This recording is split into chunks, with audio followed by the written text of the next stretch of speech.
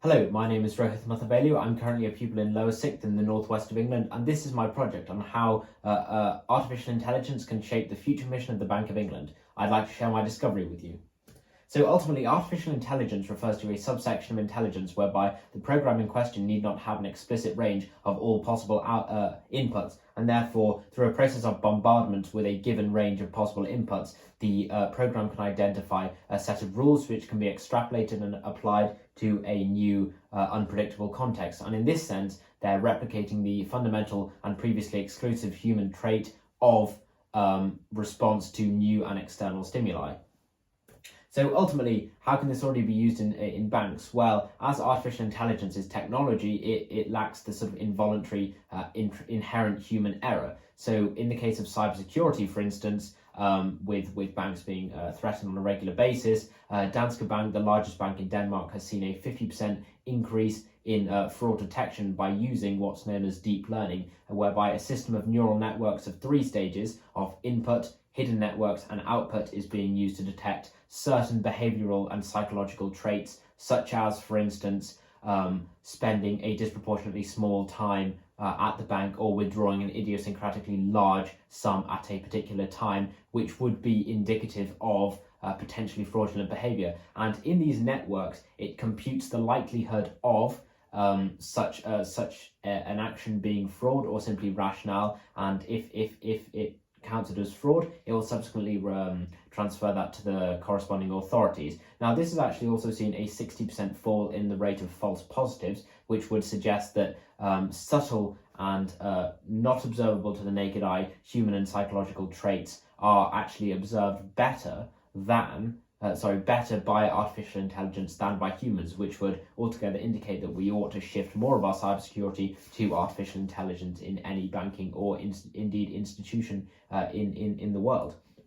So ultimately, how can this be used to shape the mission of the Bank of England? Well, ultimately, the primary mission of the Bank of England is the maintenance of stable prices in the form of inflation. Now, there are many causal factors for this which the Bank of England principally control, notably interest rates, which is controlled by base rates. Now, ultimately, the Bank of England, as stated in 2022 in their policy, state that it is difficult or hard to achieve, quote, a historically and empirically accurate model of inflation against interest rates. Now, what better way to discover this than by using historical evidence? Now, if we create a model using artificial intelligence whereby a neural network is created using historical evidence of all past similar or identical economic situations whereby the desired inflation rate was identical and the interest rate at the time was identical, and we can model y upon x in order to determine the required interest rate level to set and base rate level to set to reach the required inflation to produce an optimal output at that given time.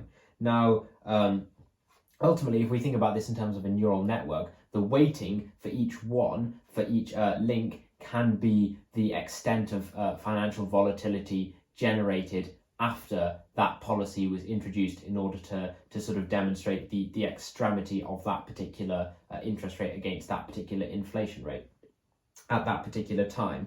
Therefore, we use historical data patterns ultimately in order to generate optimal output outcomes.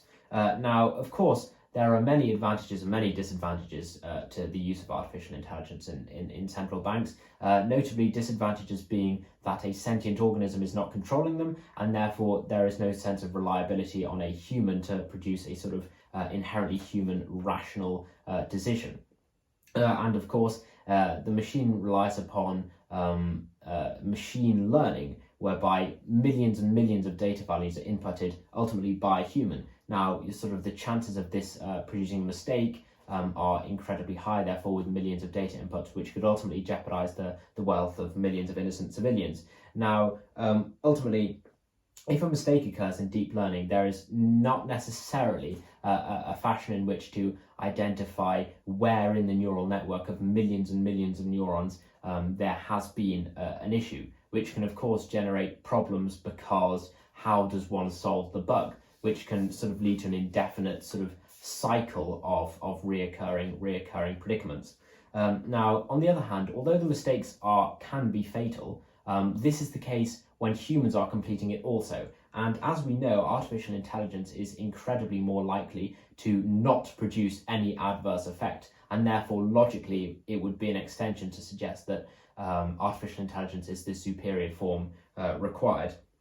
And also, the machine, wherever there's a problem, as discussed previously, uses what's known as a cost function reduction, whereby they use gradient descent policy to find the level of weighting of each neuron, which would generate the ideal output. Now, this occurs automatically, and so realistically, there is almost no requirement for humans. And even if it were a human making a mistake, I mean, it would actually be significantly greater for them to locate the mistake than an automated and automatic response from the machine, which actually contradicts the thought that it's not efficient.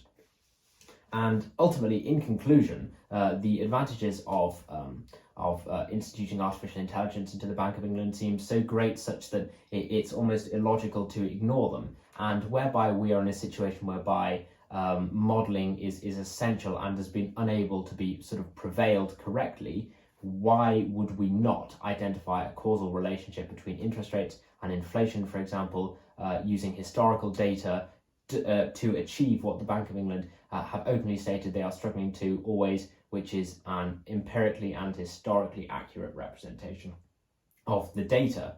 Now, although you may argue that the sort of power of the commercial banks will be limited, and perhaps the power will all be concentrated on one point in artificial intelligence and not bankers, well, ultimately we can diversify into multiple neural networks, such as a convolutional neural network system, to distribute the risk such that the threat of hacking does not occur on one sort of monopoly, which if failed, then everything could fail.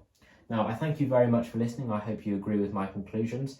And yes, I think that brings us up to about time. So if you have any questions, I'd be more than happy to answer. If you email them to muthro, muthro, @kingschester.co.uk, and I'd be more than happy to answer. But now, thank you for listening, and I look forward to hearing from you.